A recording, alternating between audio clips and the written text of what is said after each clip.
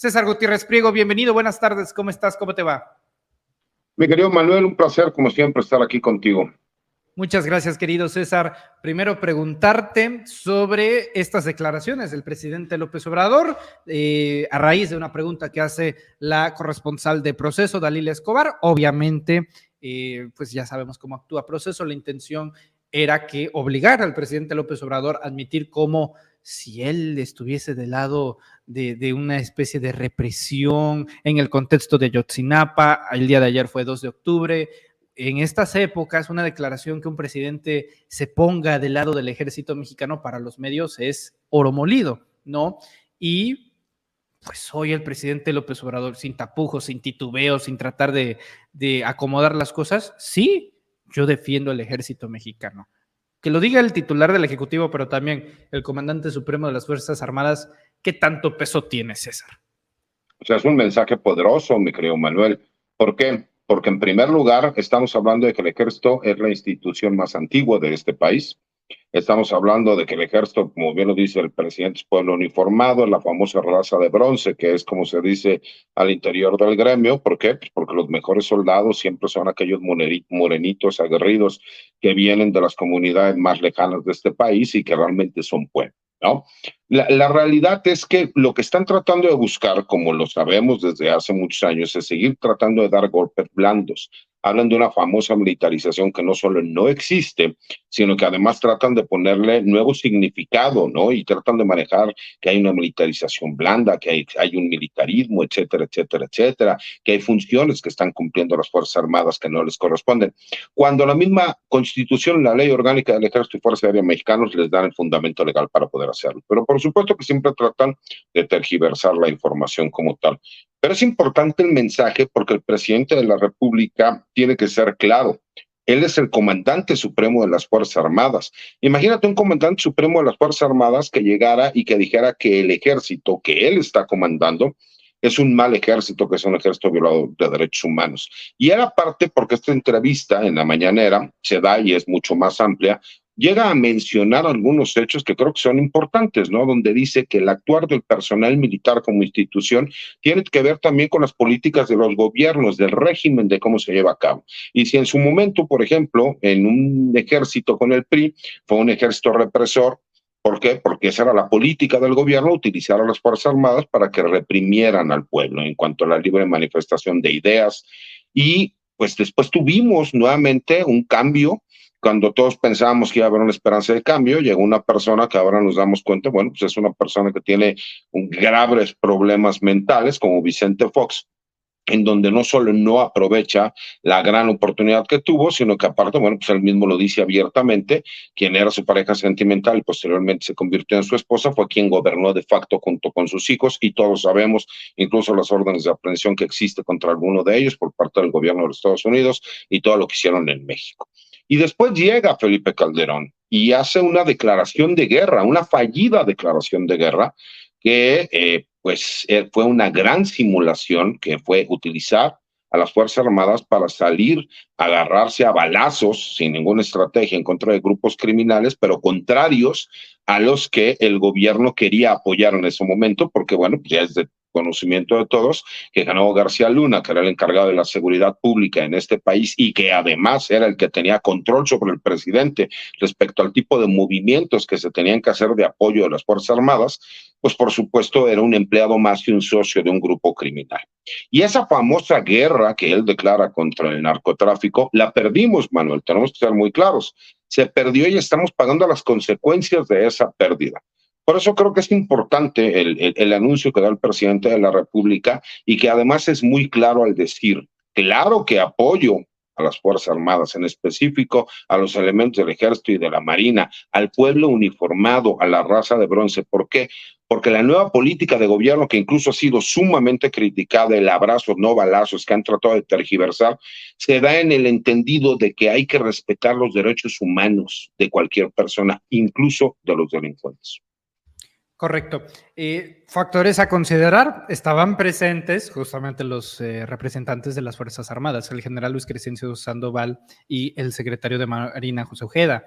Déjame insistir en esta parte del tratamiento mediático. Acabo de mostrar cómo presentó la noticia una comunicadora bastante importante a nivel nacional, como lo es Azucena Oresti, de manera fragmentada, que solamente se quedan con esta parte de sí, yo apoyo al ejército mexicano, pero se ahorran esta situación en donde, pero el ejército no se manda solo, muchas veces las autoridades civiles que encabezan los presidentes de la República han tomado decisiones en donde se involucra el ejército y se cuestiona al ejército, pero siguen órdenes. Obviamente esto en una gran referencia por el contexto que estamos viviendo, es octubre, César, el 2 de octubre de 1968, con la matanza de Tlatelolco, en donde Gustavo Díaz Ordaz era presidente de México y Luis Echeverría Álvarez, secretario de Gobernación.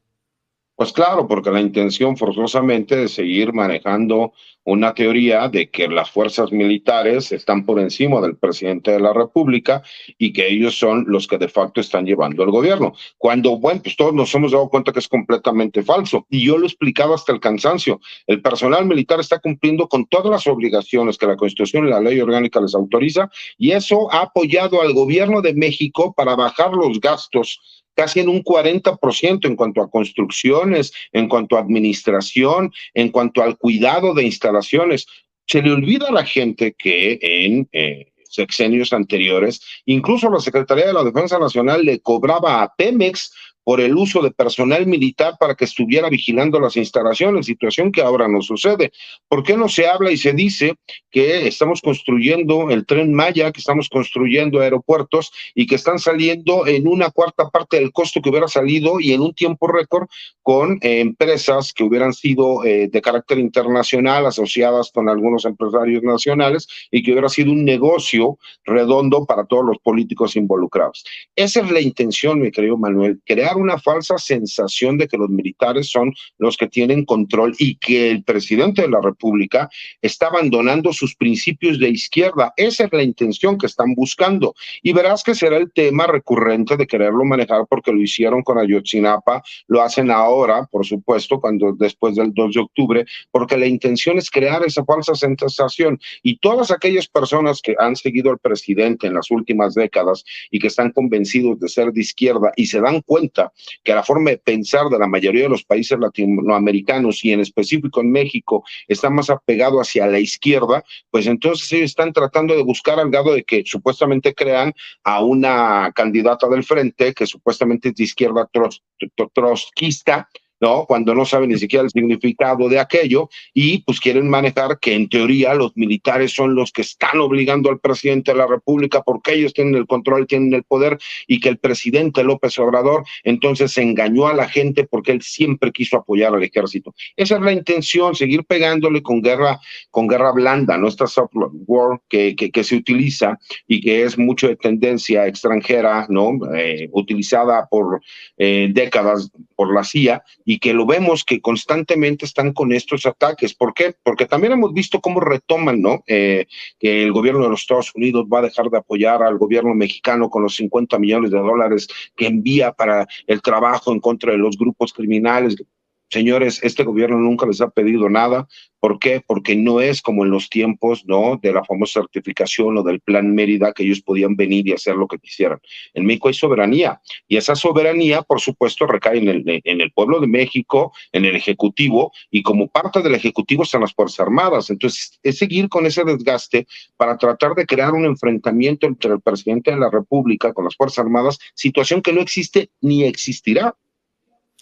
César, mencionabas a la CIA y me gustaría profundizar en ese sentido sobre la estrategia luego, porque parece que no, pero sí hay estrategias muy bien marcadas y definidas para desestabilizar gobiernos, para crear ingobernabilidad, para crear atmósferas de crispación y de desestabilidad.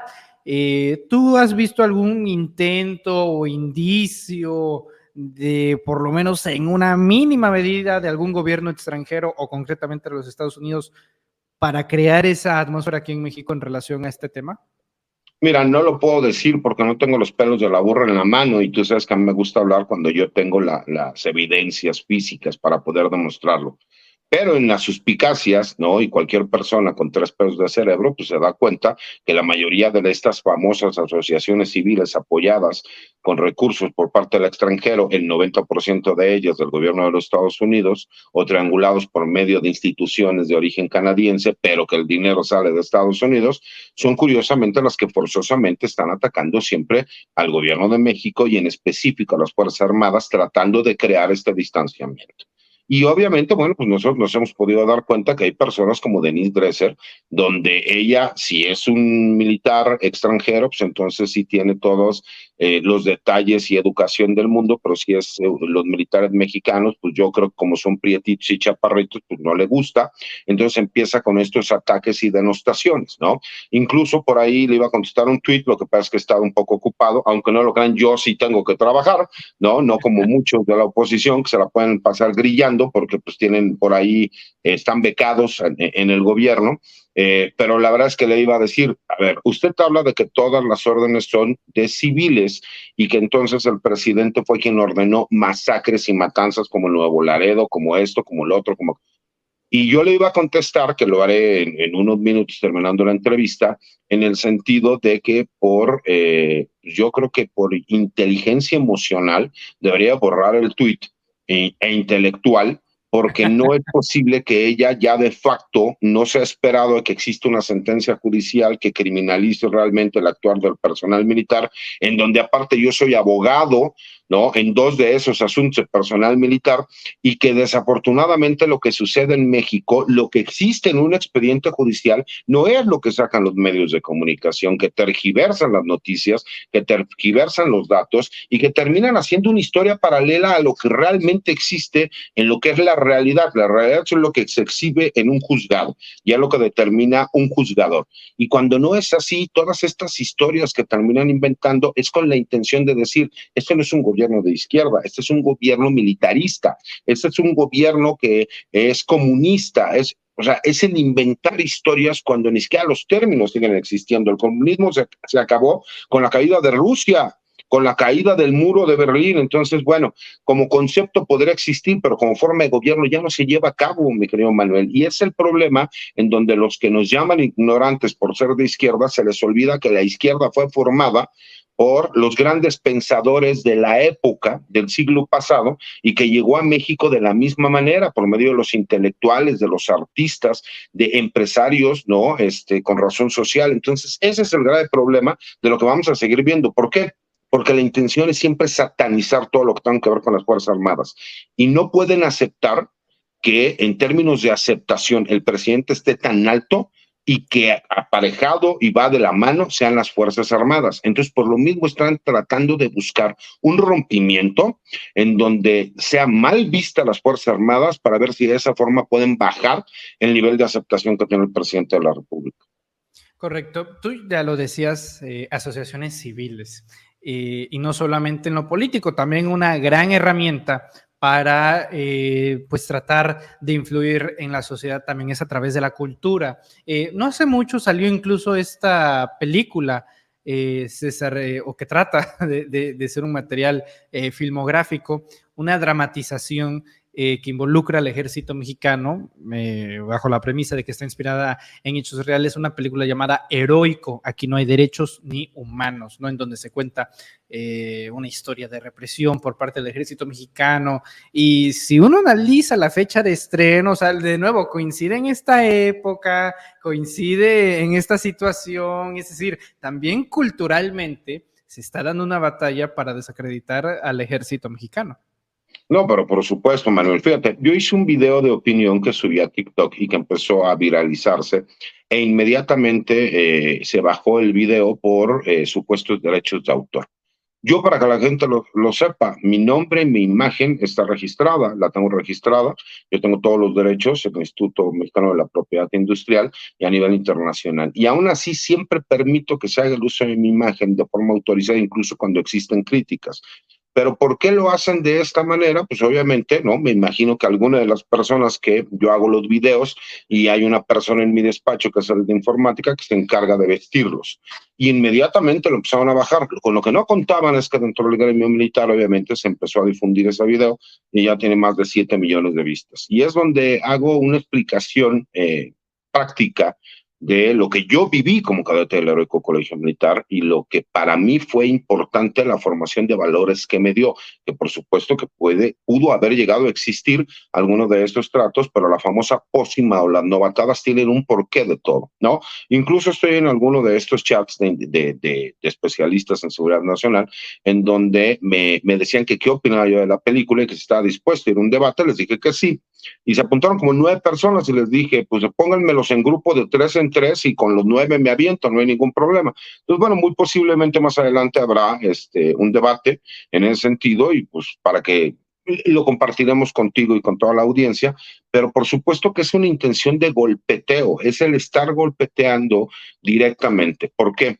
Porque recordemos que, mira, mi padre fue militar y no era un santo, que no era culpable de lo que le acusaron es otra cosa, pero mi padre no era un santo, porque en aquel entonces el régimen es el que dictaba la forma de trabajo en cómo se tenía que llevar a cabo el actuar del personal militar. Y por supuesto que no era un santo, y en aquel entonces no existían ni los derechos humanos. Recordemos que teníamos garantías individuales, ¿no? Por supuesto que ha cambiado mucho la forma de actuar y de trabajar. Incluso yo he criticado abiertamente el hecho de que al personal militar le tocó la rifa del cuetero, ¿no? Porque a ellos les toca salir al trabajo en contra de los grupos criminales que tienen capacidades tácticas y armamentos para ir en contra de las policías estatales y municipales y la población civil, y que tienen que ser ellos los que tienen que salir a arriesgar, como siempre, la integridad física, ¿no? La vida, la libertad, y que lo hacen dejando a sus familias para proteger a las nuestras. Entonces, como eso la gente sí lo termina captando, digo, ya sabemos que hay un porcentaje de la sociedad que nunca va a estar de acuerdo y nunca va a ver bien al personal militar, pero la mayoría de la gente bien nacida en este país agradece el trabajo que realizan, y eso es lo que no soportan, Manuel. Entonces, están buscando forzosamente por todas partes tratar de atacar tanto el presidente de la República como las Fuerzas Armadas, porque ven que el nivel de aceptación es tan grande que les preocupa. Y les preocupa más porque su fenómeno cultural de las gelatinas no creció ni el 1% de lo que pensaban, ni por abajo. Está por abajo incluso ya de 17 puntos de lo que ellos habían analizado en un principio. Al grado que vamos, el fosfo, el gobernador está a punto de alcanzarlo, está a 4 puntos, imagínate. Y todavía ni siquiera es candidato. No, permíteme interrumpirte ahí, mi querido César. Hay tiro, desde luego que hay tiro. Pues no ves que hay un empate técnico no lo sé, Xóchitl Gálvez ahí se está peleando contra, no lo sé y ninguno. Ya en cuanto avance con ellos dos, posiblemente tendrá ya la oportunidad de pelearse con Claudia Sheinbaum, que según una encuesta de Covarrubias, eso lo vamos a tocar más adelante, la rebasa por 50 puntos. César, aprovechando tu presencia, hoy salió un comunicado de la Fiscalía General de la República que curiosamente en medios de comunicación no trascendió. Creo que es una nota bastante importante, pero ya ves cómo son nuestros medios, de repente no quieren soltar este tipo de noticias. Tú sabes, nuestra justicia, la justicia mexicana es algo bizarra. Mientras estaba en juicio Genaro García Luna, apenas aquí ya estaban sacando la orden de aprehensión para ir tras él, ¿no? Para ir tras él, su esposa, su familia y demás. Hoy, la Fiscalía General de la República anuncia que iniciará un procedimiento legal en contra del juez de distrito Gerardo Genaro Alarcón López, quien negó la orden de aprehensión por enriquecimiento ilícito contra de Genaro G. y de los magistrados que confirmaron dicha negativa, toda vez que actuaron en contra de la Administración de Justicia.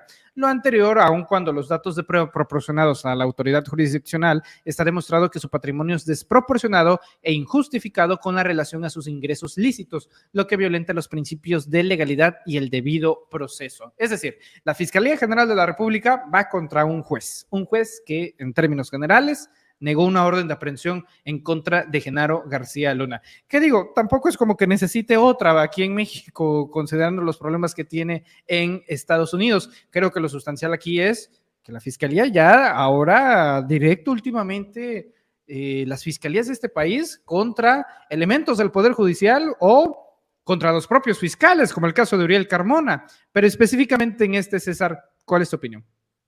Mira, no conozco todos los pormenores, tendría que saber cuáles fueron los datos de prueba y que ofrecieron para saber que fueran de carácter legal, pero así, de acuerdo a lo que tenemos conocimiento y que es de conocimiento público, es imposible que él haya podido amasar la fortuna que se hace del conocimiento que tiene tanto él como sus familiares directos, llámese su esposa y sus hijos, con el sueldo que él tenía como servidor público. Simple y sencillamente no es comprobable. Y me llama poderosamente la atención que un juez de distrito lo niegue y que aparte esa negativa sea confirmada.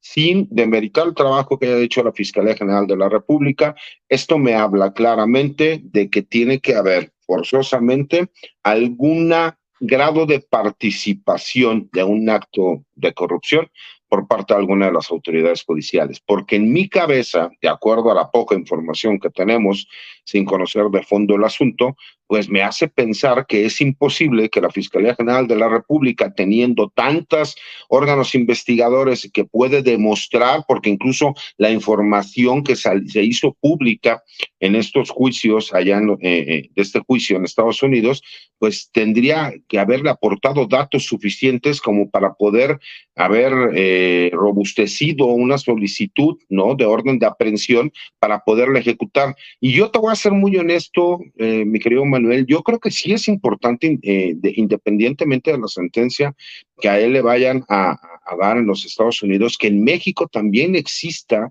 por parte de la Fiscalía General de la República acción penal en contra de esta persona y de todos los personajes alrededor de él, que yo creo que por ahí viene la negativa de esta orden de aprehensión. Y te voy a explicar por qué, Manuel, rápidamente. Recordemos que si se da que existe una orden de aprehensión en contra de él y que si bien se encuentra en los Estados Unidos, se puede continuar con toda esta investigación por delincuencia organizada contra muchas personas cercanas y allegadas a él.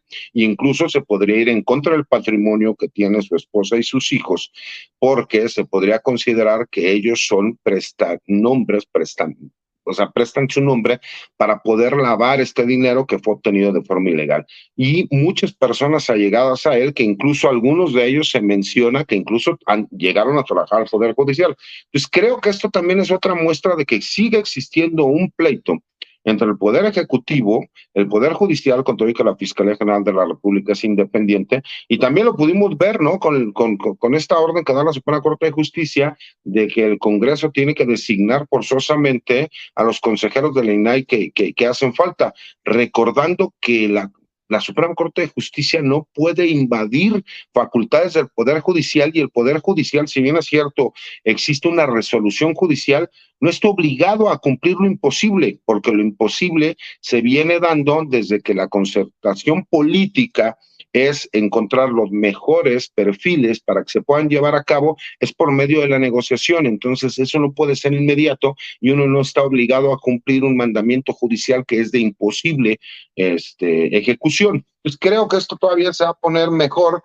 Creo que vamos a seguir viendo todo este tema en lo que falta del año, y creo que por eso es importante que cada quien defienda las posturas en las que cree. En mi caso, yo defiendo las posturas de izquierda, ¿no? Y la gente de derecha, bueno, pues tratará de defenderlas, pero creo que siempre tiene que haber argumentos, ¿no? Y no a la barriada mentando madres y diciendo cosas como lo que vemos comúnmente. Por supuesto que yo soy de los de que llega hasta subirme al ring por defender mis ideas, ¿no? Pero bueno, pues ya vimos que hay otros que ahí se empiezan a mentar su madre y lo hacen con demandas y con cosas de ese estilo. Pero a ver qué tal termina ahí el show que nos dan. No voy a agregar más. Mi querido César, te agradezco mucho tu tiempo, presencia y análisis, como siempre. Gracias por abrirnos un poco de tu espacio aquí bello martes, y a tus órdenes, mi querido César. Seguimos en contacto. Por favor, compártenos tus redes sociales para estar pendientes, que creo que el tema de los debates va a seguir viniendo bastante fuerte, César, ¿eh? Ojalá, eso que platicamos en privado, ojalá se pueda hacer, mi querido Manuel. Mira, mi Twitter, que es la red social que más utilizo, es @CésarGutiPri, ahora X, antes Twitter, ya ves, yo le sigo diciendo Vancomer, a ver, me VA, y Vitala HTBC, entonces bueno, sí, ya tengo algunos años, y la verdad es que tengo un canal de YouTube También le donde, sigues diciendo Distrito Federal a la ciudad, ¿verdad? bueno, ahí porque luego el código dice que el código del Distrito Federal no lo han cambiado para el de Ciudad de México, entonces bueno, a veces sí sigo cometiendo ese error. Porque lo más gracioso es que yo nací en la Ciudad de México, nací en el Hospital Central Militar, pero yo no vivía en la Ciudad de México porque yo vivía en provincia por el trabajo de mi papá. Y hasta muchos años después regreso a la Ciudad de México y bueno, pues ya soy un feliz chilango en los dos sentidos de la palabra, ¿no? Soy una persona que aunque nació en la Ciudad de México, me crié en provincia y cuando regresé, pues soy una persona que aunque nació en la Ciudad de México, educado en provincia, entonces pues soy chilango por ambas denominaciones. Pero la verdad es que me encanta vivir en la Ciudad de México, amo vivir en la Ciudad de México, en el Estado de México, que es área conurbana. Y tengo una página de internet que se llama César Gutiérrez Priego, donde luego subo algunas videocolumnas que si no me las atacan para que sean bajadas, como esta defensa que hago del heroico Colegio Militar, institución de 200 años y de sus egresados, pues por ahí nos podrán estar viendo, mi querido Manuel. Muchas gracias, querido César. Te envío un fuerte abrazo y estamos en contacto. Otro de vuelta, Manuel. Saludos a ti y a todas las personas que nos ven. Es el abogado César